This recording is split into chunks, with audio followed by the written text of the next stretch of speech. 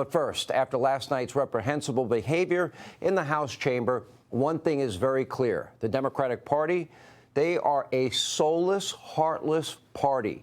And right now, they are a party with no message, frankly, no morals after what I saw last night, no leadership, no soul, and no vision as they stubbornly cling to their irrational hatred and rage and radicalism.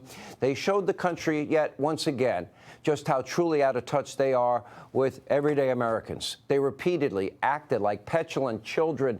Democratic Congressman Al Green even had himself thrown out of the House chamber for that outburst, before, of course, announcing he was working on articles of impeachment. What a shock. Here we go again, as if this wasn't predictable. Take a look.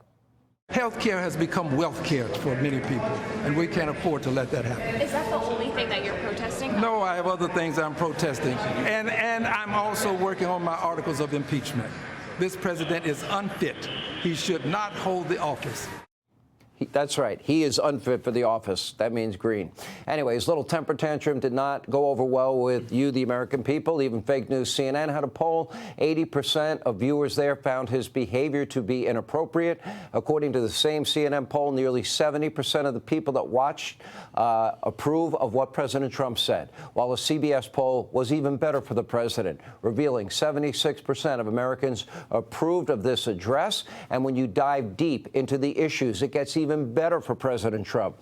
77% of people that watched the speech approved of President Trump's plans for addressing waste, fraud, abuse, and corruption in government spending. 77% approved of his plans for immigration and the border. 73% approved of his plans for Russia and Ukraine. 65% approved of his plans on tariffs, which are reciprocal. But the Democrats, their unhinged behavior, it started before President Trump even began his speech. Earlier in the day, a truly bizarre, strange, awkward display of dozens of prominent Democrats simultaneously, seemingly, posting a video on social media attacking the president while using the exact same format, the exact same script. You can't make this up. Take a look. It ain't true. That's what you heard. Inflation is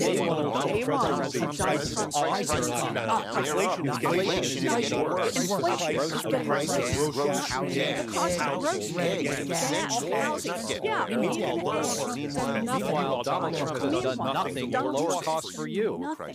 To lower costs for you. You really can't make this up. Contrary to what the Democrats said, President Trump delivered an incredibly powerful, uplifting speech highlighting his policies that will make our country stronger while celebrating everyday Americans with very heartwarming stories. But still, the Democrats, they couldn't even bring themselves to applaud or stand for any of it. They couldn't bring themselves to stand for Alexis Nungary, whose 12-year-old daughter was brutally murdered by two unvetted Biden-Harris illegals. They didn't stand when President Trump honored Laken Riley and her family, another young woman murdered at the hands of Biden-Harris unvetted illegals, her poor mother fighting back tears before the entire country. They refused to applaud a young man who lost his father and now is able to fulfill his dream. He found out last night he was accepted to West Point. Couldn't stand for that.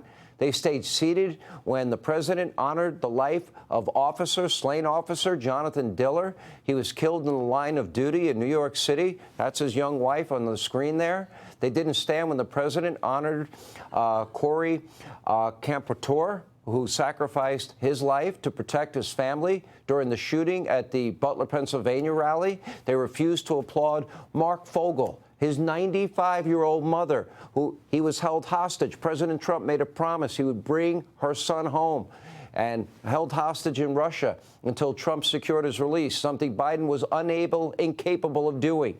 And maybe worst of all, they stayed seated and silent when a brave 13-year-old boy who beat cancer, had been battling cancer since he was 8, whose life's dream it was to enter law enforcement, was made an honorary member of the Secret Service by Sean Curran, the new leader of the Secret Service. At one point, Democratic Congresswoman Debbie Dingell even appeared, look at that, to roll her eyes while the president honored him. This is your modern day, take a good look. This is your modern day radicalized soulless Democratic Party. At their core, they hate Donald Trump so much that you couldn't show compassion for mothers that lost their children because of illegal immigrants or a child that beat brain cancer. And now, what are we looking at as a country?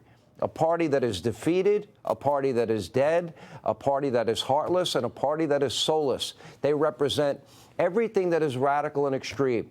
You know, they stood up in unison earlier this week for the right of men to play women's sports, but they can't be bothered for loved ones who lost family members. Now, in fairness, they did eventually find one thing to stand and clap for last night. More. We've already spent hundreds of billions. They want more billions for the war in Ukraine and endless wars to continue. Take a look at this moment between President Trump and Elizabeth Warren, who he affectionately calls Pocahontas. Take a look. The United States has sent hundreds of billions of dollars to support Ukraine's defense, with no security, with no anything.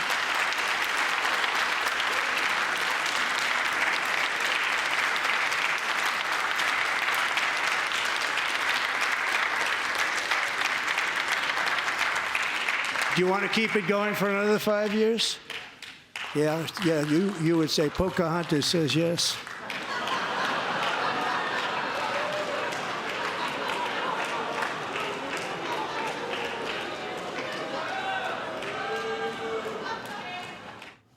Really? You're going to oppose the end of death and destruction and an attempt at peace in Europe, peace in the Middle East? That's soulless. That's what I mean when I say soulless, heartless, mean-spirited, out of touch, and they showed their true colors last night. And their behavior was so despicable, even some members of the liberal media, legacy media mob are agreeing with me. Take a look. What we saw, the theatrics tonight in the chamber, are not being well received. The Democrats came ready to fight back with their little paddles, okay?